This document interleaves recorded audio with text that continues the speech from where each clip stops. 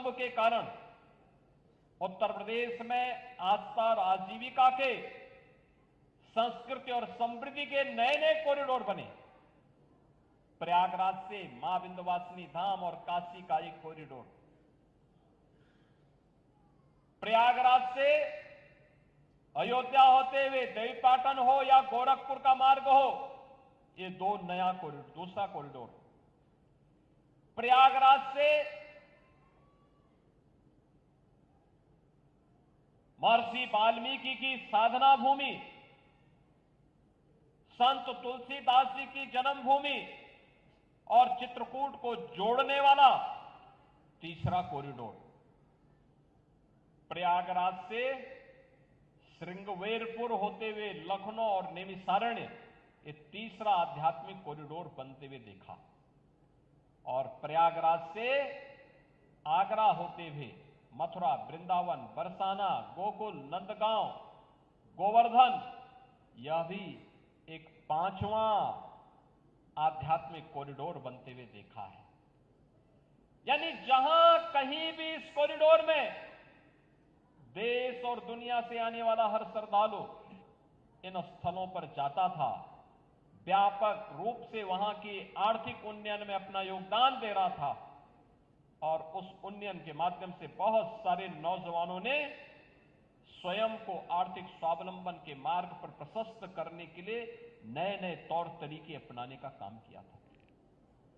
यह युवा ऊर्जा है, इसको अवसर मिलना चाहिए, सरकार को उसका संबल बनना चाहिए। होली का आयोजन उत्तर प्रदेश में बहुत शांतिपूर्ण तरीके से संपन्न हुआ। जो लोग हमारे महाकुंभ को बदनाम कर रहे थे, उनके राज्यों में व्यापक हिंसा हो रही थी, उनसे संभले नहीं संभल पा रहा था। लेकिन उत्तर प्रदेश में शांतिपूर्ण, सौहार्दपूर्ण तरीके से पूरा आयोजन संपन्न हुआ। और होली के ठीक पहले डबल इंजन की भारतीय जनता पार्टी की सरकार ने 60,244 युवाओं को उत्तर प्रदेश पुलिस में भर्ती करके उनका परिणाम भी घोषित किया है। आप याद करिए, इस 60,244 में से 12,000 से अधिक केवल बेटियां हैं, 12,000 से अधिक बेटियां भर्ती हुई हैं। यहां पे एक भर्ती में 12,000 बेटियां भर्ती हो जाती हैं। 2017 के पहले जब मैंने उत्तर प्रदेश में पदभार संभाला था और उत्तर प्रदेश पुलिस बल में मैंने पूछा था कि वे कितनी महिलाएं कार्य कर रही हैं, कुल संख्या थी मात्र 10,000। 10,000। बहनों और भाइयों, इसके उपरांत हम लोगों ने तय किया कि अब जो भी भर्ती होगी उस भर्ती में कम से कम 20% हम बालिकाओं को भरेंगे। 1,56,000 भर्ती की प्रक्रिया पहले पूरी कर दी थी, पहले कर दी गई है। इसमें हम लोगों ने बेटियों को भरा है, कम से कम 25,000 बेटियां इसमें भरी गई और 12,000 की नई नियुक्तियां इसमें हुई, जो 60,244 भर्ती के परिणाम अभी निकाले हैं। 7.5 लाख भर्ती हम पहले ही, 7.5 लाख सरकारी कर्मचारियों की भर्ती हम पहले ही कर चुके हैं। लेकिन सरकारी कर्मचारी के साथ साथ बहुत सारे युवा होते हैं जो स्वयं का रोजगार करना चाहते हैं, स्वयं का स्टार्टअप स्थापित करना चाहते हैं, स्वयं का उद्यम स्थापित करना चाहते हैं। उनके लिए भी नए अवसर प्राप्त हो, इसके लिए सरकार ने पहले वन डिस्ट्रिक्ट वन प्रोडक्ट के माध्यम से अपने कार्यक्रम को आगे बढ़ाया। विश्वकर्मा श्रम सम्मान के माध्यम से हस्तशिल्पी और कारीगरों को सम्मान देने का काम किया। जो भी देश अपने हस्तशिल्पी को, अपने कारीगरों को, अपने युवाओं को, अपने अन्नदाताओं को सम्मान देता है, वही समृद्धि के शिखर पर पहुंचता है। और वही कारण रहा है। उत्तर प्रदेश ने इस पर ध्यान दिया। आज उत्तर प्रदेश तेजी के साथ बढ़ती हुई अर्थव्यवस्था के रूप में देश के अंदर अपने आप को स्थापित कर रहा है।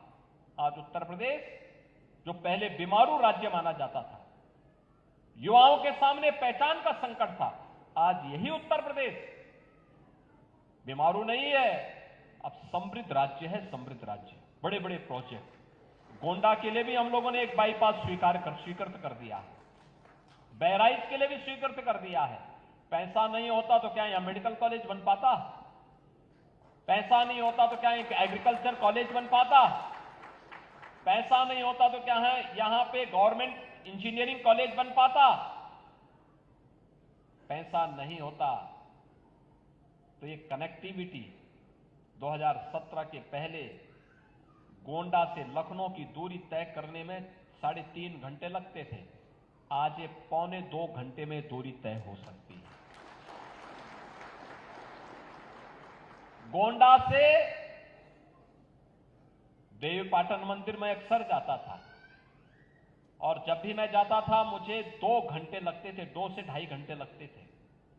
और एक बार तो सड़क इतनी खराब थी कि मुझे 3.5 घंटे लगे थे, तो मैंने फिर इस रास्ते जाना ही छोड़ दिया था। इस 17 के पहले की स्थिति थी। और 17 के बाद मैं गत वर्ष जब गोंडा आया था, मुझे बाई रोड यहां से देवीपाटन जाना पड़ा था। 45 मिनट में मैं देवीपाटन पहुंचा था, मात्र 45 मिनट। बहनों और भाइयों, ये कनेक्टिविटी, ये सरकार की प्राथमिकता, ये विकास लेकर के आता है। उन लोगों को देखा गया जिन लोगों तक कभी विकास नहीं पहुंचा, बिना भेदभाव के उन तक पहुंचाने का काम हुआ। अन्नदाता किसान के लिए प्रधानमंत्री फसल बीमा योजना हो या प्रधानमंत्री किसान सम्मान निधि, जो किसान कर्ज से दबे हुए थे उनके लिए ऋण माफी की एक योजना लाई गई, व्यापक पैमाने पर उसे आगे बढ़ाने का काम हुआ। तो युवाओं को नौकरी और रोजगार से जोड़ने के लिए भी अनेक कार्यक्रम बनाए गए। उत्तर प्रदेश देश का सबसे अधिक सूक्ष्म लघु मध्यम उद्यम रखने वाला राज्य है और हमने हर इकाई को 5 लाख रुपए की सुरक्षा बीमा का कवर भी दिया है। देश के अंदर सर्वाधिक खाद्यान्न उत्पादन वाला राज्य उत्तर प्रदेश है, सर्वाधिक गन्ना उत्पादन करने वाला राज्य उत्तर प्रदेश है, सर्वाधिक इथेनॉल उत्पादन करने वाला राज्य उत्तर प्रदेश है और सर्वाधिक युवा ऊर्जा का राज्य भी उत्तर प्रदेश है। सबसे ज्यादा रोजगार देने वाला राज्य भी उत्तर प्रदेश है। और इसीलिए इस नई स्कीम को लेकर के हम लोग आए हैं। ये स्कीम आज तो एक औपचारिक रूप से इसको प्रारंभ करने के लिए मैं आया हूं। अभी 25, 26, 27 को 3 दिवसीय मेला लगने वाला है हर जिले में।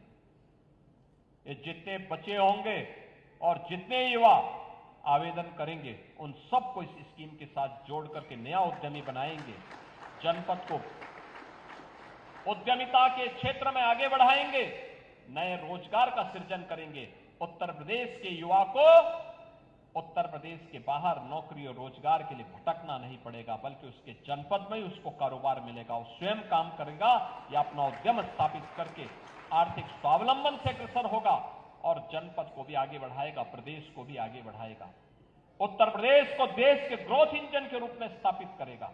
और उसी भाव के साथ आज हम सब आपके बीच आए हैं। मुझे बहुत अच्छा लगा। विभाग पहले कह रहा था कैसे होगा, हमने कहा होगा। चिंता नहीं करनी, हमें नेक नियति से योजना बनानी है और योजना बनाते समय में इस बात को ध्यान में रखें कि हमारा लक्ष्य प्रदेश के युवा के स्वावलंबन पर होना है। ये युवा शक्ति एक बार स्वावलंबी हो जाएगी तो उत्तर प्रदेश को स्वावलंबी होने में कोई रोक नहीं सकता है। और इसी भाव के साथ जब इस कार्यक्रम को आगे बढ़ाया गया, उसका पोर्टल तैयार होने में, स्कीम को लॉन्च करने में समय लगा। 24 जनवरी को जब हमने महामहिम उपराष्ट्रपति जी के कर कमलों से इस स्कीम को आगे बढ़ाने का काम किया था, उस समय हमारे सामने एक चैलेंज था। कैसे होगा 31 मार्च के अंदर, कैसे हम इसको प्राप्त कर लेंगे, कैसे हो पाएगा? मंत्री जी चिंतित थे। मैंने सजान जी से कहा चिंतित होने की आवश्यकता नहीं, मैं स्वयं कमिश्नरी स्तर पर कई जगह आपके साथ चलूंगा। बैंकर्स के साथ हम लोगों ने बैठक की और मुझे अच्छा लगा कि उन्होंने भी नहीं सोचा होगा कि जहां हमें 1 लाख लोगों को 31 मार्च तक इस व्यवस्था के साथ जोड़ना था, अब तक इसमें रजिस्ट्रेशन 3 लाख से अधिक युवाओं ने कर लिया है। 32,700 से अधिक युवाओं के लिए स्वीकृत तो हो गया है और बाकी 25, 26, 27 में उन युवाओं को भी हम ऋण वितरित करेंगे जिन लोगों ने आवेदन किया है, पात्रता की श्रेणी में आते उनकी स्क्रीनिंग होने दीजिए। जैसे ही स्क्रीनिंग होगी, बैंकों से हम कहेंगे आपको देने में क्या समस्या आ रही है? अरे आपको कुछ नहीं, मूलधन और युवा वापस करेगा, उसमें भी मार्जिन मनी में हम लोग व्यवस्था कर रहे हैं और बाकी ब्याज तो सरकार उपलब्ध करा रही है, ब्याज उपलब्ध कराई सरकार से। और मैं आप सभी युवाओं से यही कहूंगा, जिस कार्य के लिए आप लोन लेना चाहते हैं उसकी ट्रेनिंग ले लें, उसकी जानकारी ले लें और उसकी जानकारी लेने के बाद जब आप इस क्षेत्र में कार्य करेंगे आपको पता लग जाएगा कि हां कैसे इन कार्यक्रमों को आगे बढ़ा करके हम लोग व्यवसाय आगे बढ़ा सकते हैं। और जब आप मूलधन वापस कर लेंगे तो इस बार तो 5 लाख तक का लोन आपको मिला है, अगली बार इसी योजना के अंतर्गत आपको 10 लाख रुपए तक का लोन की सुविधा उपलब्ध हो जाएगी। आप एक अच्छे उद्यमी बन जाएंगे। जो कल तक रोजगार मांगने के लिए दर-दर ठोकर खाता था, वह युवा एक उद्यमी बनने की ओर अग्रसर होगा। और याद रखना, कार्य की कमी नहीं, कार्य करने की इच्छा शक्ति के साथ आगे बढ़ने की आवश्यकता है। बहुत सारा फील्ड है, रेडीमेड गारमेंट्स में बहुत अवसर है, दुग्ध समितियों के माध्यम से ढेर सारा रोजगार सृजन किया जा सकता है, सब्जी उत्पादन के क्षेत्र में भी उसकी पैकेजिंग के माध्यम से ढेर सारे रोजगार सृजन किए जा सकते हैं, श्री अन्न के क्षेत्र में नए अवसर उपलब्ध कराए जा सकते हैं, परंपरागत उद्यम को प्रोत्साहित करके नई डिजाइन के साथ सरकार कॉमन सर्विस सेंटर की सुविधा आपके यहां दे रही है। इन सबको आगे बढ़ा करके हम नए रोजगार का सृजन कर सकते हैं। और जो एक नया अवसर आया है उत्तर प्रदेश के लिए कि हम उत्तर प्रदेश को भी देश की नंबर 1 की अर्थव्यवस्था बना सकते हैं। पहले 17 के पहले 7वीं अर्थव्यवस्था होती थी, आज नंबर 2 की है और तेजी के साथ, जिस तेजी के साथ उत्तर प्रदेश आगे बढ़ रहा है उसमें नंबर 1 की अर्थव्यवस्था बनने में देर नहीं लगने वाली है। बस आप सभी नौजवानों को खड़ा होना होगा और इसी के लिए आज हम सब आपके बीच आए हैं। गोंडा के पास आज नए अवसर आए हैं। याद रखना, उत्तर प्रदेश सरकार की पर्यटन नीति के अंतर्गत मुख्यमंत्री पर्यटन संवर्धन स्कीम हर जनपद की, हर विधानसभा क्षेत्र में किसी एक स्थल के सुंदरीकरण की, पर्यटन स्थल के सुंदरीकरण की कार्य योजना को भी सरकार ने आगे बढ़ाया है। आपने पर्यटन की ताकत को देखा होगा, आस्था की ताकत को आपने महाकुंभ में देखा है। हमें भी स्थानीय स्तर पर उसे आगे बढ़ाने की तैयारी करनी चाहिए। हमारे जनप्रतिनिधि इस दिशा में प्रयास कर रहे हैं। उन्होंने पहले चरण में एक स्थलों का सुंदरीकरण कराया है, कुछ नए स्थलों के लिए भी उनके धनराशि उपलब्ध करवाई है।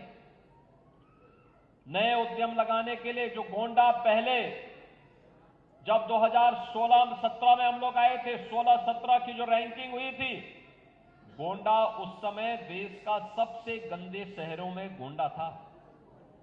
और मैंने उस समय यहां डपटा था, यहां के विधायक को भी, अपने लोगों को। उन्होंने कहा हमारी गलती किया, हम तो विधायक अब बने हैं, लेकिन ये सर्वे पहले का है। और मैं धन्यवाद दूंगा आज यहां के जनप्रतिनिधियों को कि उन्होंने अच्छा काम किया है और आज गोंडा एक सुंदर शहर की बनने की ओर अग्रसर दिख रहा है, अच्छा बन रहा है। मैं सभी युवा उद्यमियों से कहना चाहूंगा, या ओडीओपी के अंतर्गत या विश्वकर्मा श्रम सम्मान के अंतर्गत जो युवा या जो भी उद्यमी उत्तर प्रदेश में निवेश करना चाहता है, उन सब से मैं कहना चाहूंगा वे धैर्य के साथ अपने निवेश को आगे बढ़ाएं। सरकार का सिंगल विंडो सिस्टम उनकी मदद करेगा, निवेश सारथी उनकी मदद करेगा। अगर कहीं पर कोई बेईमानी करता है, आप उसकी एक कंप्लेंट केवल मुझे कर दीजिए। भ्रष्टाचार जो घुन की तरह व्यवस्था को खोखला कर रहा है, इस पर बड़े प्रहार की तैयारी के साथ सरकार कार्य करने जा रही है। हमने पहले ही कहा है कि अपराध और अपराधियों के प्रति, भ्रष्टाचार और भ्रष्टाचारियों के प्रति सरकार जीरो टॉलरेंस की नीति के तहत काम करेगी और उसी जीरो टॉलरेंस की नीति के तहत मैं आपका आह्वान करने के लिए आया हूं। अगर कोई आपसे कहता है कि लोन दिलाने के नाम पे हम आप पैसा दीजिए, हम पैसा दिलाएंगे, कतई विश्वास मत करिए। सरकार के पोर्टल पर जाइए। अगर कोई आपसे अनावश्यक रूप से धनराशि की मांग करता है, आप उसकी शिकायत करिए। हम उसकी जांच करवा करके जवाबदेही तय करवा देंगे वहां पे। और याद रखना, जो गलत तरीके से आपसे पैसे की डिमांड करेगा, याद रखना, मुझे लगता है कि वह व्यक्ति अंतिम उस परिवार की सर्विस होगी, उसके बाद फिर कभी कोई सरकारी सेवा में आने वाला नहीं है। फिर उसके बाद कभी उसको अवसर नहीं मिलने वाला है। इतनी बड़ी कार्रवाई कर देंगे कि वह एक नजीर बन जाएगी। और बहनों और भाइयों, ये घुन को समाप्त करने की आवश्यकता है, सख्ती के साथ इससे लड़ने की आवश्यकता है। और ये तभी हो सकता है जब समाज सरकार के साथ खड़े होकर के इससे लड़ने के जज्बे के साथ तैयार हो सके। आपका विकास आपके लिए है, आने वाली पीढ़ी के लिए है, उसका कोई विकल्प नहीं हो सकता। हमें ऐसा अवसर वहां पे प्रदान करना चाहिए, ऐसे अवसर सृजित करने चाहिए आने वाली पीढ़ी के लिए।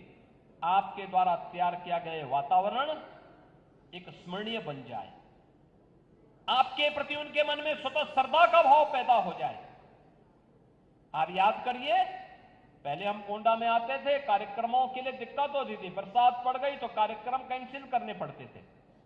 आज देखो, सर्दी हो, गर्मी हो, बरसात हो, मेडिकल कॉलेज के सभागार में हम 2000 लोगों के साथ बैठ करके बड़े आनंद के साथ एसी के नीचे बैठ करके कार्यक्रम आयोजित हो रहे हैं।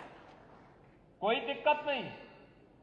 धूप होगी अपनी जगह होगी, बरसात होगी अपनी जगह होती रहेगी, उससे व्यवस्था थोड़े थम जाएगी।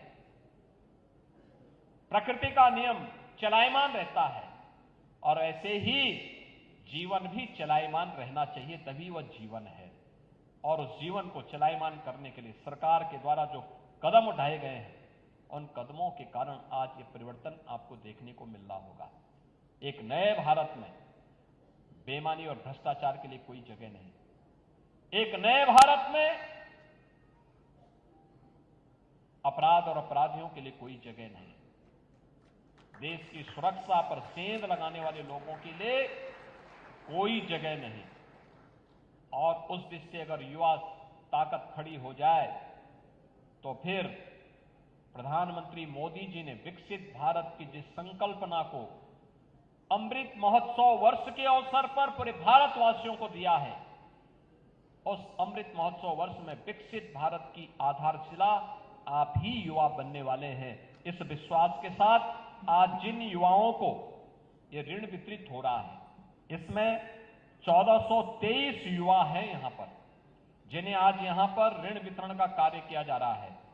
मैं इन सभी को और जिन्हें 25, 26 और 27 को भी यह वितरित होने वाला है, उन सबको मैं, इस पूरी कमिश्नरी के उन सभी युवाओं को मैं बधाई देता हूं, अपनी शुभकामनाएं देता हूं और विश्वास व्यक्त करता हूं कि वे पूरे धैर्य के साथ अपनी युवा उद्यमिता का परिचय देकर के इस स्कीम को भी सफल बनाएंगे और युवा उद्यमी बनकर के अपनी सुनहरे भविष्य के माध्यम से उत्तर प्रदेश के विकास में सहभागी बन पाएंगे। आप सबके प्रति मैं अपनी मंगलमय शुभकामनाएं देता हूं। धन्यवाद। जय हिंद।